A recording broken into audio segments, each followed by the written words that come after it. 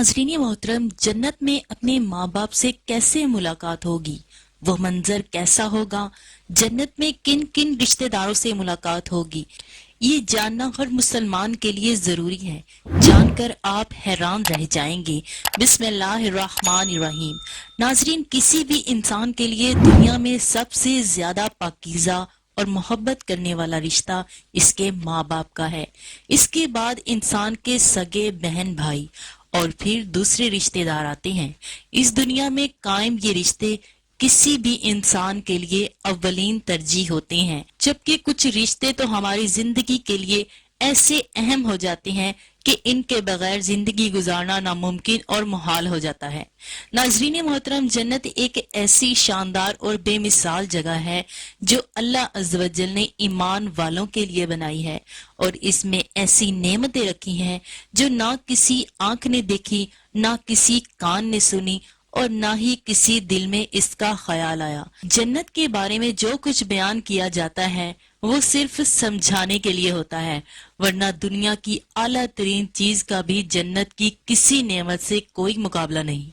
लेकिन अब सवाल ये है कि क्या इंसान की ना खत्म होने वाली जिंदगी में भी हमारे ये अहम और पाकीज़ा रिश्ते क्या हमारे साथ होंगे? यानी जन्नत में ये सवाल अक्सर हमारे जहनों में आता है कि इस दुनिया में हमारा सबसे अजीम रिश्ता यानी हमारे माँ बाप क्या जन्नत में भी हमारे साथ होंगे? आइए अहदीस की रोशनी में इस सवाल का जवाब तलाश करते हैं कि जब कोई रूह एलियीन में पहुंचती है तो वहां पर मौजूद रूहें इससे मिलने आती हैं और दुनिया में अपने रिश्तेदारों के बारे में मालूम करती हैं। इस तरह जब कोई इंसान मरने के बाद इलियीन में पहुंचता है तो इसके रिश्तेदार इससे ऐसे मिलते हैं जैसे किसी दूर दराज से आने वाले मुसाफिर से मुलाकात की जाती है, और दोनों आपस में मिलकर बहुत खुश होते हैं। इरशाद बारी ताला है, ऐ मेरे बंदो, आज तुम पर ना कोई खौफ तारी होगा, ना तुम गमगीन होगे। मेरे वो बंदे जो हमेशा आयतों पर ईमान लाए थे और फर्मा बरदार रहे थे, तुम भी और तुम्हारी बीवियां भी खुशी से चमकते हुए चेहरों के साथ जन्नत में दाखिल हो जाओ। इनके आगे सोने के प्याले और गिलास गर्दिश में लाए जाएंगे, और जन्नत में हर वो चीज होगी जिसकी दिलों को ख्वाहिश होगी और जिसमें आंखों की लज्जत हासिल होगी। इनसे कहा जाएगा कि अब तुम जन्नत में हमेशा रहोगे। नाजरीन मोहतरम, इन आयात से ये बात साबित होती है कि जन्नती मर्दों की बीवियां भी जन्नत में इनके साथ ही होंगी और एक साथ ही जन्नत में रहेंगी। वहां जन्नत में इन्हें हर वो चीज मुहैया की जाएगी जिसकी वो ख्वाहिश करेंगे। हजरत अबू हुरैरा रजी अल्लाह ताला अन्हो से रिवायत है कि रसूल करीम सल्लल्लाहु अलैहि वसल्लम ने फरमाया, जिस वक्त कोई मोमिन बंदा मरने के करीब होता है तो रहमत के फरिश्ते सफेद रेशमी कपड़ा लेकर आते हैं और रूह से कहते हैं कि निकल जा, तू अल्लाह से रजामंद है और अल्लाह तुझसे रजामंद है। अल्लाह ताला की रहमत की जानिब और इसके रिज्क की जानिब, अपने परवरदिगार की जानिब जो कि गजबनाक नहीं है। फिर वो रूह इस तरह मुअत्तर हालत में निकल जाती है जिस तरह से उम्दा खुशबूदार मुश्क, और फरिश्ते हाथों पर उसे उठाए हुए आसमान के दरवाजों पर ले जाते हैं। तो आसमान वाले फरिश्ते कहते हैं, क्या उम्दा खुशबू है जो कि जमीन से आई है। फिर इनको अहले ईमान की अरवाह के पास लाते हैं तो वो अरवाह खुश होती हैं, और ये खुशी इस खुशी से भी ज्यादा होती है जो किसी बिछड़े हुए की आमद से इंसान को मुयस्सर आती है।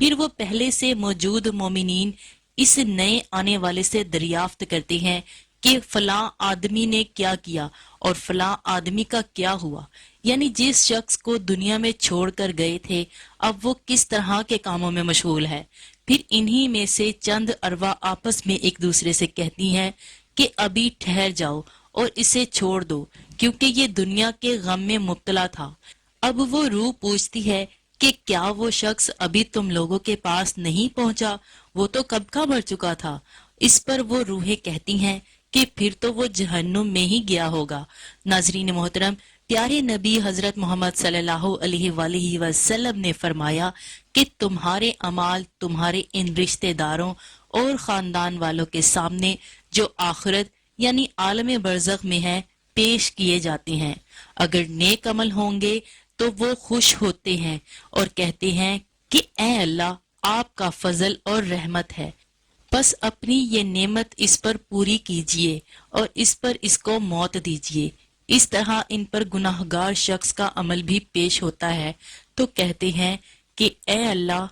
اس کے دل میں نیکی ڈال دے جو تیری رضا اور قرب کا سبب ہو جائے۔ مختلف روایات سے معلوم ہوتا ہے کہ جنت میں مختلف رشتہ دار ایک دوسرے کو پہچانتے ہوں گے اور ایک دوسرے سے ملتے جلتے رہیں گے،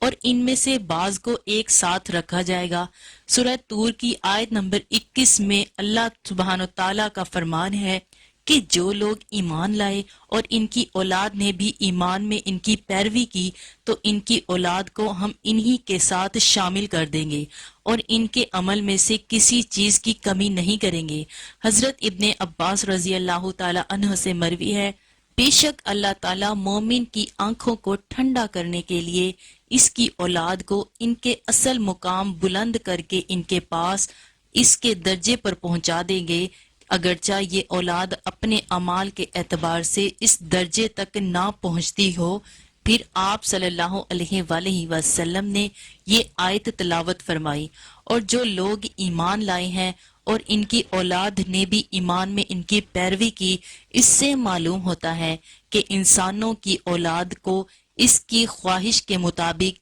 ان کے ساتھ ہی رکھا جائے گا۔ جو لوگ جنت میں جائیں گے تو یقیناً یہ وہ لوگ ہوں گے جنہوں نے اس دنیا میں نیک اعمال کیے ہوں گے، جبکہ ایسے لوگ بھی ہوں گے جنہوں نے گناہ کیے ہوں گے لیکن اپنے گناہوں پر شرمندہ ہو کر اس دنیا میں ہی اللہ سے معافی مانگ لی ہو اور صدقے دل سے توبہ استغفار کر لیا ہو تو اللہ تعالیٰ ان کو معاف فرما کر جنت میں داخل کرے گا، جہاں اللہ عز و جل ان کی ہر خواہش کو پورا فرما دے گا۔ اور یقیناً اس کی ہر خواہش میں ایک خواہش یہ بھی ہوگی کہ دنیا میں اس سے جو بھی گناہ سرزد ہو چکے ہیں یا کوئی گناہ والے اعمال انہوں نے کیے ہیں تو اس سے وہ تمام اعمال بھلا دیے جائیں، کیونکہ جنت امن اور سکون کی جگہ ہوگی جہاں منفی خیالات اور غم غصے کو کوئی گنجائش نہ دی جائے گی، اور ایک مومن اور جنتی کے لیے ہر طرف خوشحالی ہی خوشحالی ہوگی، جیسا کہ سورۃ البقرہ کی آیت نمبر 25 میں ارشاد باری تعالیٰ ہے کہ جو لوگ ایمان لائے اور نیک عمل کرتے رہے ان کو خوشخبری سنا دو، ان کے لیے جنت کے باغ میں جن کے نیچے نہریں بہہ رہی ہیں، جب انہیں ان میں سے کسی قسم کا میوہ کھانے کو دیا جائے تو کہیں گے یہ تو وہی ہے جو ہم کو پہلے بتایا گیا تھا، اور انہیں ایک دوسرے کے ہم شکل میوے دیے جائیں گے، اور وہاں ان کے لیے پاک بیویاں ہوں گی اور وہ جنت میں ہمیشہ رہیں گی۔ ناظرین محترم، ایک اور حدیث میں ہے کہ رسول اکرم صلی اللہ علیہ وآلہ وسلم نے فرمایا، جب اہل جنت جنت میں داخل ہوں گے اور ان میں سے کسی کو اپنے بھائیوں رشتہ داروں سے ملنے کی خواہش ہوگی تو اس کا بستر اسے اڑا کر اس کے بستروں کے برابر پہنچا دیا جائے گا، اور پھر دونوں تکیہ لگا کر دنیا میں گزرے ہوئے دنوں کے بارے میں باتیں کرنے لگیں گے۔ ان میں سے ایک اپنے ساتھی سے کہے گا کہ اے فلاں، تمہیں یاد ہے کہ اللہ نے فلاں دن فلاں فلاں جگہ پر ہماری مغفرت فرمائی تھی، اس طرح کہ ہم نے اللہ تعالیٰ سے دعا کی تھی۔ ایک بار آپ صلی اللہ علیہ وآلہ وسلم نے صحابہ کرام کو آگاہ کیا کہ روز محشر جب کسی کو جہنم سے نکال کر جنت میں بھیجا جائے گا تو اس کی حالت کیا ہوگی۔ اس پر آپ صلی اللہ علیہ وآلہ وسلم نے ہنس کر واقعے کا احوال بیان کیا۔ بخاری شریف اور مسلم شریف میں یہ حدیث یوں بیان کی گئی ہے کہ حضرت عبداللہ بن مسعود رضی اللہ تعالی عنہ سے روایت ہے کہ نبی کریم صلی اللہ علیہ وآلہ وسلم نے فرمایا، مجھے اچھی طرح معلوم ہے کہ سب سے آخر میں جہنم میں سے کون نکالا جائے گا یا سب سے آخر میں کون جنت کے اندر داخل ہوگا۔ یہ آدمی اپنے جسم کو گھسیٹتا ہوا جہنم سے باہر نکلے گا،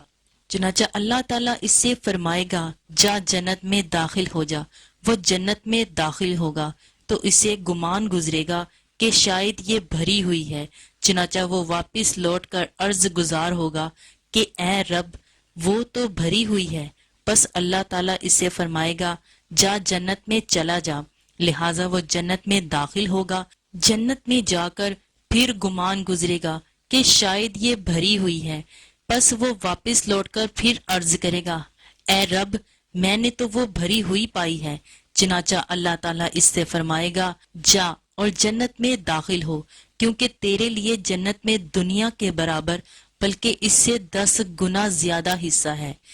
وہ عرض کرے گا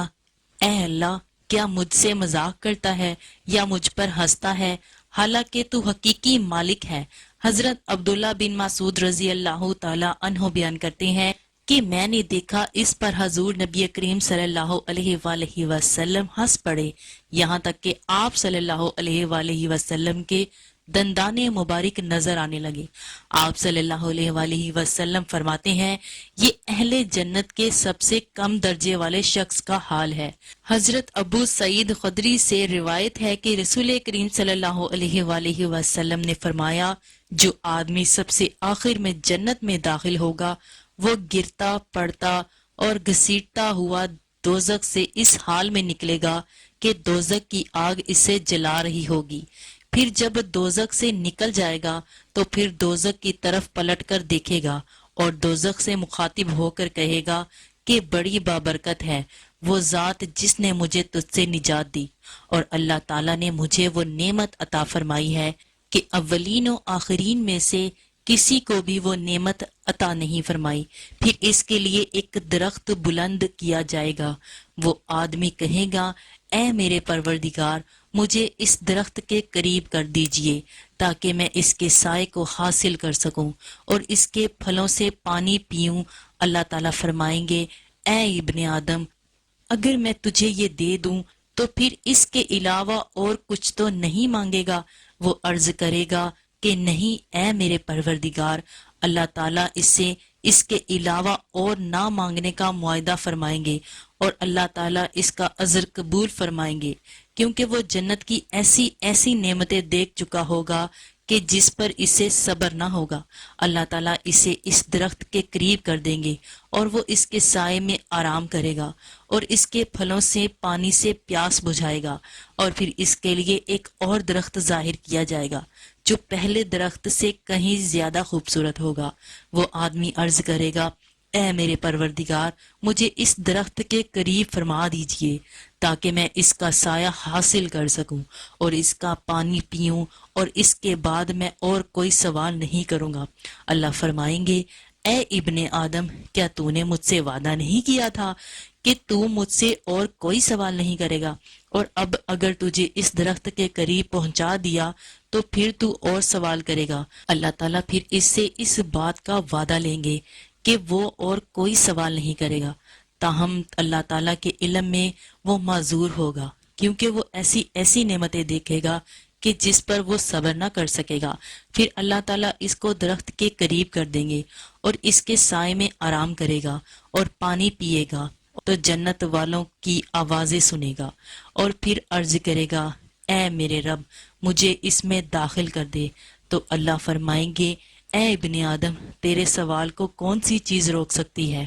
کیا تو اس پر راضی ہے کہ تجھے دنیا اور دنیا کے برابر دے دیا جائے؟ وہ کہے گا اے رب العالمین تو مجھ سے مذاق کرتا ہے۔ یہ حدیث بیان کر کے حضرت عبداللہ ہنس پڑے اور لوگوں سے فرمایا کہ تم مجھ سے کیوں نہیں پوچھتے کہ میں کیوں ہنسا؟ لوگوں نے کہا کہ آپ کس وجہ سے ہنسے؟ فرمایا رسول صلی اللہ علیہ وآلہ وسلم اس طرح ہنسے تھے۔ اللہ رب العالمین کے ہنسنے کی وجہ سے وہ آدمی کہے گا کہ آپ رب العالمین ہونے کے باوجود مجھ سے مذاق فرما رہے ہیں، تو اللہ فرمائیں گے کہ میں تجھ سے مذاق نہیں کرتا مگر جو چاہوں کرنے پر قادر ہوں۔ صحیح مسلم حدیث نمبر 463۔ اللہ عز و جل سے دعا ہے کہ ہمیں بھی اس دنیا کی آزمائش میں کامیاب کرے اور جنت میں داخل فرمائے اور ہمارا خاتمہ ایمان پر فرمائے، آمین۔